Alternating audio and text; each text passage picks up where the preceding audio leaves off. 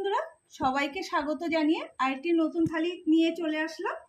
লেবু দিয়েছি। এটা হলো কচুর পাতা একটা রেসিপি, খুব সুন্দর লাগে খেতে।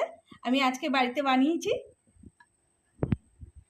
এটা গরম ভাতের সঙ্গে খুব ভালো লাগে। আমি আর এই দিলাম মাছ ভাজা, ছোট ছোট পাশে মাছ ভাজা দিয়ে দিলাম। ওলের ডাঁটা দিয়ে, চিংড়ি মাছ দিয়ে, কাঁঠালের দানা দিয়ে একটা ভাজা দিয়ে দেবো। মুসুরির ডাল, সজনের পাতা দিয়ে মুসুরির ডাল।